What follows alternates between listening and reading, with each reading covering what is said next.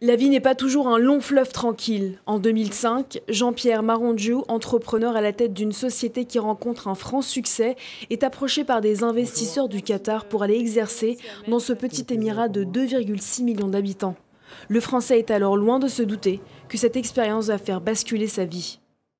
Au Qatar, un travailleur étranger doit se soumettre à la loi de la kafala et a pour obligation d'être sponsorisé par une entité locale, souvent membre de la famille royale qui va conserver son passeport. Le sponsor décide si le travailleur a le droit de changer d'emploi, d'ouvrir un compte bancaire ou encore de quitter le pays. La kafala oblige l'entreprise étrangère à lui verser 51% de ses gains.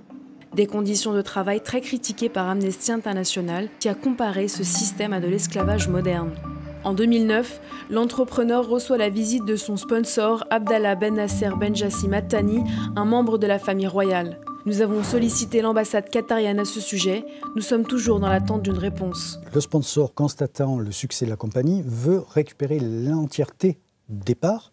Et c'est là que je demande la restitution de mon investissement, 2 350 000 €, qui constitue les économies de toute une vie.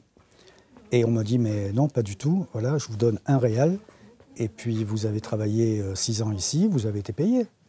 Où est le problème? Maintenant, vous avez un avion dans une semaine, vous quittez le pays et vous n'en revenez plus. Pour Jean-Pierre Marondjiou, c'est le début de la descente aux enfers. Je reçois un coup de téléphone de la banque me disant, écoutez, vous avez des chèques qui se présentent pour un montant de plus de 6 millions de Qatari réals et il n'y a plus un sou sur le compte. J'étais étonné, il y avait le double la veille. Et on m'informe que mon sponsor est passé vider les comptes pour un voyage en Angleterre, une demi-heure avant. Au bout de quelques semaines, je me suis retrouvé avec une douzaine de chèques qui étaient impayés. Au Qatar, chaque chèque, c'est entre 1 et 3 ans de prison, et tout ça est cumulable. Pour les travailleurs étrangers, il est impossible de quitter le pays sans un exit visa qui est délivré par le sponsor. La famille du chef d'entreprise fuit le Qatar et rentre en France, mais pour lui, les choses se compliquent.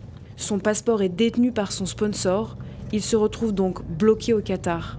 Moi, je me retrouve carrément à la rue, puisque les bureaux sont saisis, les comptes bancaires fermés, et pendant un an, j'erre dans les rues de Doha sans rien. En fait, j'ai vécu une vie de fugitif pendant un an.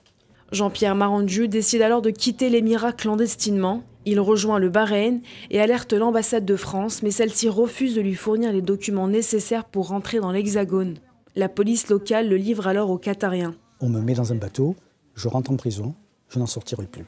J'ai été condamné à la prison pour avoir émis des chèques sans provision, ce qui est totalement faux.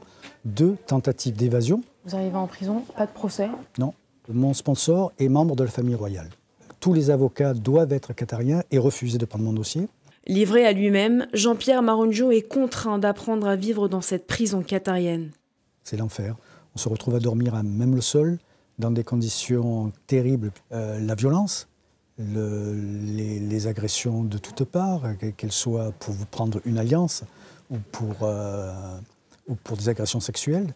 Après plusieurs appels à l'aide lancés à destination de l'ambassade de France au Qatar, il comprend très vite que son cas n'est pas une priorité. Selon lui, les autorités françaises n'ont pas cherché à l'aider. Nous avons sollicité l'ambassade de France au Qatar et le Quai d'Orsay à Paris à ce sujet. Nous sommes toujours dans l'attente d'une réponse. J'ai réalisé qu'un individu, face à des accords stratégiques, économiques, comme ils existent entre la France et le Qatar, l'individu ne compte pas. En prison, l'amour pour sa femme et le soutien de ses proches lui permettent de tenir le coup. Le 5 juillet 2018, Jean-Pierre Marondjiou est libéré, gracié par l'émir du Qatar. On a volé une partie de ma vie familiale, on a volé à mes enfants une partie de leur vie également.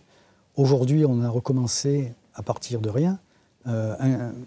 4 ans et 10 mois emprisonnés, mais en fait 6 ans sans les voir. Pour ne rien oublier de cette expérience, Jean-Pierre Marondjiou a écrit alors qu'il était dans sa cellule. Aujourd'hui, il raconte son histoire dans 2 ouvrages. J'avais un besoin, pour ne pas devenir fou, de jouer avec les mots. Et besoin de dire tout ce que je n'avais pas dit. Qu'est-ce qu'on est idiot dans une vie? On rencontre des gens, on ne sait pas leur dire qu'on les aime et on le regrette après. Aujourd'hui, c'est un homme libre. Avec sa famille, il cherche désormais à se reconstruire à Metz, loin de cet Eldorado qatarien, devenu une véritable prison dorée. La liberté, c'est quelque chose dont on n'évalue pas le prix tant qu'on ne vous en a pas privé. En 2016, le Qatar annonçait l'abolition de la kafala, mais selon Human Rights Watch, les réformes restent superficielles.